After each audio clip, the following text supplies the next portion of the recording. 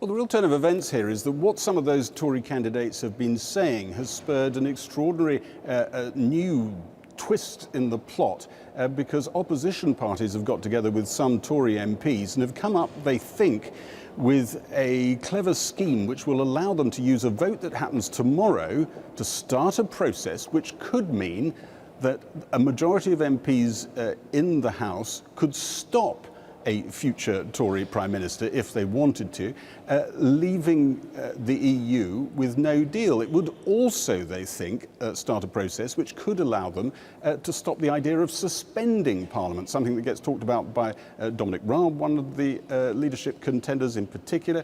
And that, they think, they've found a way of trying to stop that suspension happening, a suspension which it was intended would stop MPs stopping no deal. How does this all work? Effectively, they book a day in the parliamentary timetable. As it happens, the 25th of June. It might be that they use that day to book another day, but eventually they hope that they will bring in a bill that will, by statute, stop a future Tory Prime Minister, if they were trying to do this, getting away with it. And just at a moment, there's a slight lull in parliamentary life. The Chief Whip probably had his feet up. He not only faces a critical vote tomorrow, which could start this whole process, he also faces potentially ministerial resignations, because those people who've been doing the calculations for this whole scheme reckon that it can only get through if maybe a few people who are still in the government come over to their side and help them. And on cue, Rory Stewart, one of the contenders to be our next Prime Minister and to be Tory leader, has turned around and said, you know what, I'm slightly minded to vote for this wheeze. So the Whips will be scratching their heads wondering exactly how they should deal with all of this. And just when things were relatively quiet, at least on the parliamentary votes front, there's a massive headache for the government. In the report that follows, there is some strong language, bizarrely, I have to tell you, because one of the people who wants to be our next Prime Minister was holding up a sign. Cabinet turned into something of an off-camera hustings today. Sajid Javid said the Treasury hadn't given the Home Office the money it needed to brace itself for no-deal Brexit. Can you beat Boris Johnson, Mr. Stewart? Rory Stewart declared those who want to suspend Parliament to avoid it frustrating a no-deal Brexit would be acting illegally. The Attorney General said it wasn't actually illegal. Rory Stewart then continued the row outside. Whatever the Attorney General says, he tweeted, suspending Parliament would be unconstitutional, offensive, indefensible and futile. While they bickered, a cross-party group of MPs was plotting to block no deal, deploying unconventional parliamentary tactics. Rory Stewart, at his leadership campaign launch, said he was almost certain to back the cross-party effort to change the law so a Prime Minister can't exit the EU with no deal if there's a majority of MPs in the Commons against that. I haven't read the details of this. My instinct is I would be wholly supportive of a move that tried to do that. He said he thought Tory activists wouldn't, in the end, back the front-runner Boris Johnson to be Prime Minister. And when you ask them, do you really, and I don't want to make this too personal, but do you really feel that this is the person that you want engaging with the detail of the future of your health and education system? Is this the person that you want writing the instructions to the nuclear submarines? Is this the man that you want embodying your nation on the world stage and guiding you through the most difficult choice that Britain has faced for 50 years? I trust the Conservative members to arrive at the correct answer. At a Westminster lunch, the leadership contender Andrea Leadsom unveiled a slogan attacking the Speaker, a man she thinks connives with cross-party Remainers to defy Brexit supporters. Earlier, in more serious mode, Andrea Leadsom launched her leadership campaign, defending her decision to stay in the Cabinet right up until the beginning of last month, when she resigned on principle over the Brexit process. I stayed working hard in Cabinet for 3 years, supporting the Prime Minister to get her Brexit deal over the line. It was very uncomfortable at times, but my view was that staying in government to fight for Brexit was the right thing to do. A man who didn't get a job under Theresa May, Mark Harper, launched his leadership campaign, suggesting serving under Theresa May disqualified others from succeeding her. Frankly, everyone else in this race has at some point over the last 3 years been sat around the cabinet table and has participated in the decisions that have led to not leaving the European Union 3 years after that referendum. Every single one of them has participated in the fundamental misjudgments that have got us to where we are. Linton Crosby, long-standing advisor to Boris Johnson, pitched up at Parliament today to tell some Tory MPs what a hit Boris Johnson is in marginal seats. The candidate himself will finally be shared briefly at his launch tomorrow. In Brussels, the outgoing European Commission President, Jean-Claude Juncker, was asked if the EU would, as many candidates for the leadership demand, rethink Theresa May's Brexit divorce deal. As far as the content of the withdrawal agreement is concerned, we can have some clarifications, precisions, additions to the political declaration concerning the future of our relations. Even when it comes to limiting the backstop in time? No. Do you have any particular favourite for next UK Prime Minister?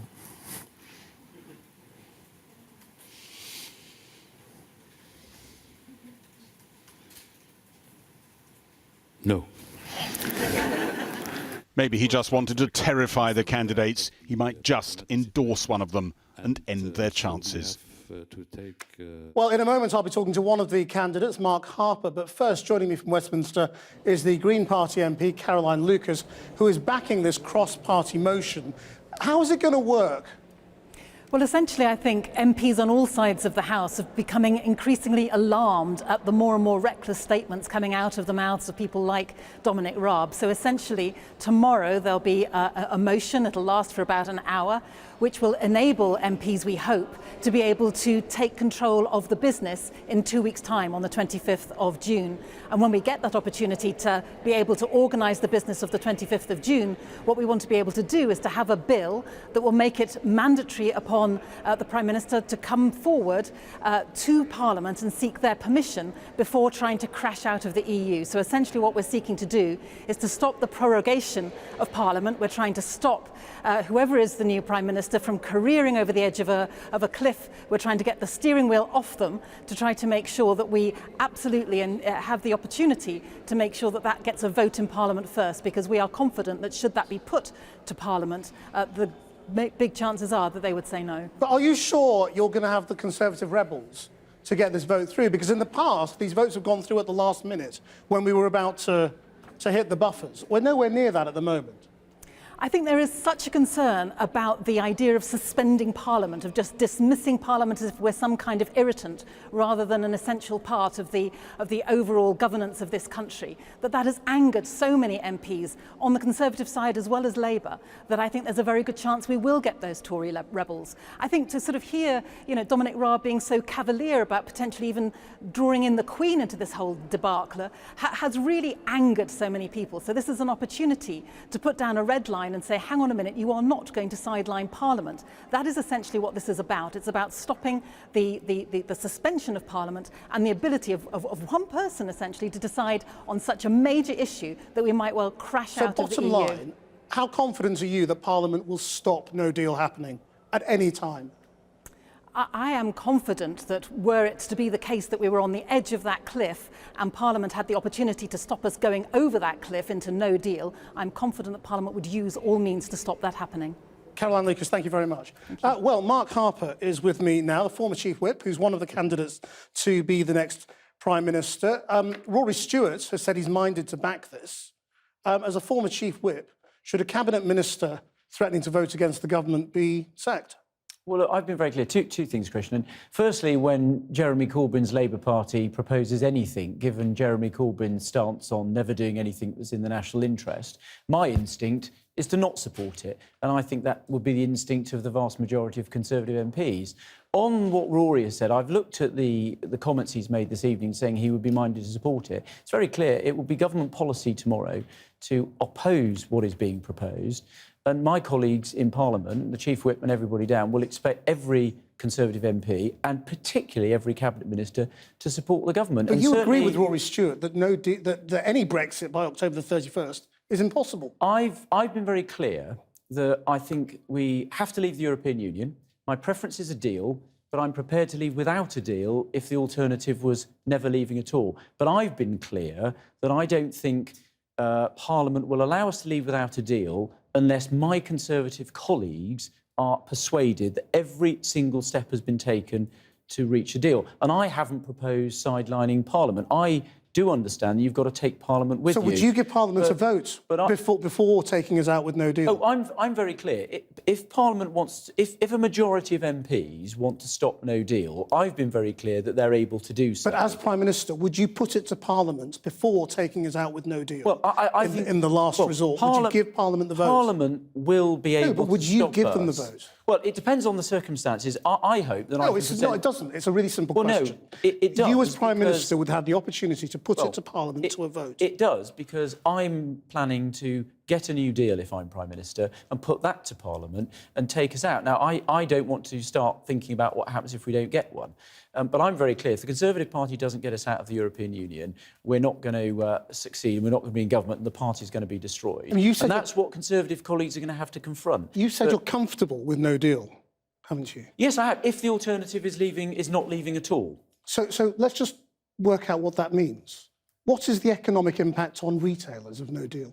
Well, look, you're comfortable with? Look, I think that the government's got to take every step to prepare for no deal, and whether no deal is very difficult or just a bit bumpy. Yeah, what would it mean? Well, it will also depend on the attitude of our European Union partners. And one of the reasons why I've said you need to approach these negotiations in a sensible tone and spirit is because if we left without a deal and our European Union partners wanted to help make that work, then actually it would be bumpy, but it would be manageable. Have you read if our European Union partners didn't want it to work and wanted it to be difficult, then it would be very difficult. A lot of it would be very difficult. Well, if our European Union partners wanted to do so. Have you read the government report about the impact on Northern Ireland business today? Yeah, I have read the various government reports that have been produced. So what does it tell us about the impact on business? No, well, it would be difficult, which is exactly why I've said my preference is to leave with a deal. And I set out today at my campaign launch in some detail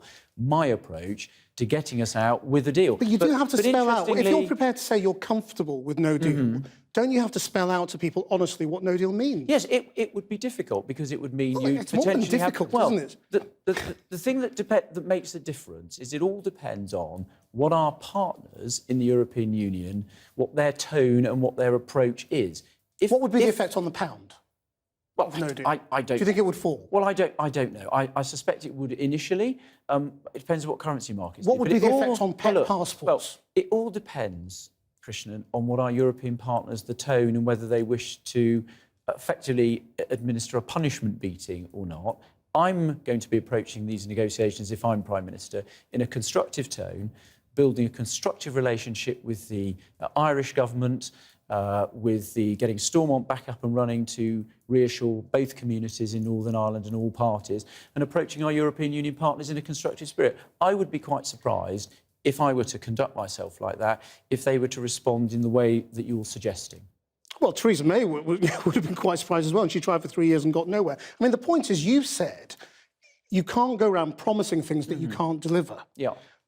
You're promising something you can't deliver because you can't promise a deal before the next election. Well, look, I've been very clear. You absolutely cannot deliver a deal by the 31st of October. There simply isn't time to get our European Union partners back around the negotiating table, get a deal and get it through both houses of Parliament. That's not realistic. I think it is realistic to be able to do that with some more time. And it's also clear that we cannot go to the country in any set of national elections without having left the European Union. We just saw what happened. We got 9% in a national set of elections. You cannot, as a governing party, keep getting that level of support and expect to remain a functioning political party. So for the Conservative Party, this is existential. I mean, you don't have a well-known record, but you were immigration minister during the go-home vans. We were, and I think we ended up having some interviews we did talk about it at the time. I remember them. Now, what you said about that is that it didn't work. What you've never acknowledged is how offensive it was. Well, do you understand how offensive it was to anybody from an immigrant background, a legal immigrant background, who's been told go home? That was a terrible thing to put on the side of a van. The message was aimed at illegal immigrants. So it was aimed at people who were in the United Kingdom, who'd either come here illegally or had come here legally and had outstayed their legal right to be here. So we tested that. You're not showing emotional intelligence here. Well, look, look, and it wasn't effective. And I listened very carefully. You and I had the conversation at the time. We looked to see if it was effective. It wasn't effective at all. And we did a pilot over the summer, and we didn't ever do it again because it wasn't effective. And I set out in a House of Commons Select Committee report and in some evidence that it didn't work, and we didn't do it again. Lastly, there's a debate on Sunday. Boris Johnson hasn't done any appearances yet. Should all the candidates be there? Yes, and if I'm still in the race after Thursday, you don't want to take anything for granted, I'll be there. My campaign launched today. I got people to ask me any questions. I answered all of them, and that's, I think, the approach for anyone who wants to be Prime Minister.